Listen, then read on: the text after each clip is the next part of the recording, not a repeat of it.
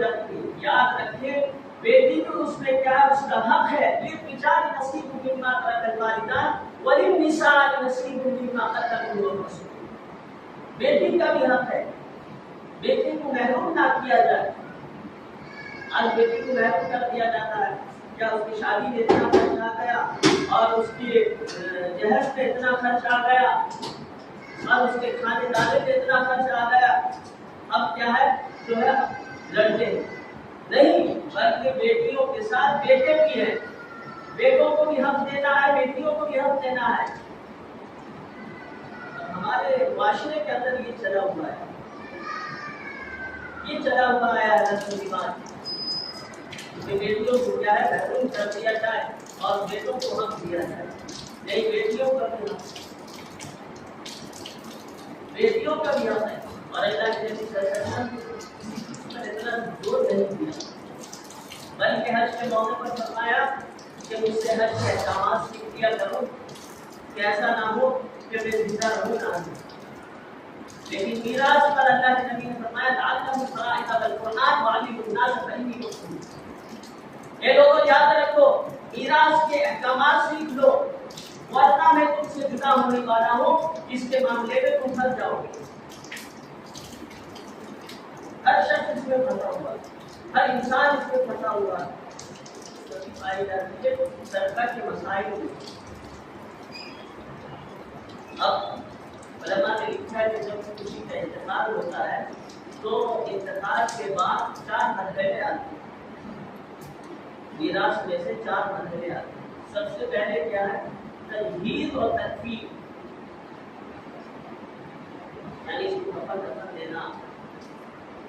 علماء نے اتنا بھی لکھا ہے کہ کفن کیسا, ابا حضور ہے, ابا حضور اگر کوئی اولاد ایسا ہے جو وہ خود سے اپنے پیسے سے کیا ہے ابا حضور کے کیا کفن کا انتظام کر سکتا ہے, وہ الگ بات ہے. لیکن رکن کیا ہے, شریعت کو رکن دیا ہے کہ میراث کے حصے سے اس کا کفن کیا جائے گا. یہ سنت عمل. اور کفن کیسا ہو, بہت زیادہ قیمتی نہ ہو, درمیانہ ہو, جیسے وہ زندگی میں پہنتا تھا کے بعد. کیونکہ اگر زیادہ قیمتی ہوگا تو دوسرے میراث جو حقدار ہے وہ محروم ہو جائیں گے. اس لیے کفن کے بارے میں بھی یہ حکم ہے کہ درمیانہ ہو, جیسے زندگی میں کپڑا پہنتا تھا کفن ویسے ہو. یہ پہلے مرحلہ ہے. اور دوسرا مرحلہ کیا ہے, دوسرا مرحلہ ترتیب. ہمارے معاشرے کے اندر پایا جاتا ہے کہ نماز جنازہ ہوتا ہے, اس سے پہلے امام صاحب کو یا کسی عالم صاحب کو بلا کر کہتے ہیں کہ آپ اعلان کر دیجیے مرحوم کا اگر کسی کے پاس کوئی قرض ہو اور قرض لیے ہو تو معاف کر دیں. یہی ہوتا نا ہمارے یہاں, ہمارے علاقے میں, ہمارے معاشرے کے اندر یہی چیز ہوتا ہے, اعلان کر دیا جائے. اب بتائیں جس کا اٹھنا بیٹھنا غیروں کے ساتھ بھی تھا آپ کا, جس کا اٹھنا بیٹھنا اور چائے پینا, چائے کی ڈبی میں بیٹھنا غیروں کے ساتھ تھا, وہ کیسے معاف کر سکتا ہے. اسی لیے سے ایک غیر شخص تھا, آیا کہ حضرت آپ کے جنازے میں ایک چیز اعلان ہوتا ہے کہ جب مرحوم اگر کسی کا قرض رکھتے ہیں تو معاف کرتے ہیں, اگر لینا چاہتے ہیں تو مطالبہ کر سکتے ہیں. لیکن ہم تو وہاں موجود نہیں ہوتے, نہ ہم سے مطالبہ کیا جاتا ہے, نہ ہم سے معافی تلافی کی جاتی ہے. ہمارا کیا ہوگا؟ تو حضرت نے فرمایا, بڑی خوبصورت انداز سے فرمایا کہ اگر وہ تمہارا قرض نہیں ادا کرتا تو کیا ہے, اس کا بدلہ اللہ دنیا میں دے. لیکن مومن کے ساتھ یہ نہیں ہے, مومن کے ساتھ یہ ہے کہ اللہ دنیا میں بھی دیں گے اور آخرت میں بھی دیں گے. اللہ کے نبی کی حدیث ہے, اللہ کے نبی صلی اللہ علیہ وسلم صحابہ سے فرماتے ہیں پولیس کون شخص سے معلوم ہے؟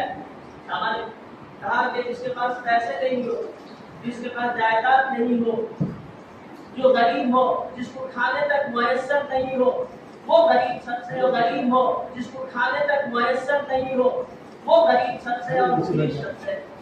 اللہ کے نبی نے فرمایا وہ شخص ہے جو قیامت کے دن حج لائے گا, زکات لائے گا, نماز لائے گا, روزہ لائے گا, سب کچھ لائے گا, لیکن کیا ہے لوگوں کا معلوم ہے قرض ایسی جائز ہے. اللہ کے نبی نے فرمایا یقبل الشہید کل ذنب الا الدین, شہید کا مقام کتنا اونچا ہوتا ہے.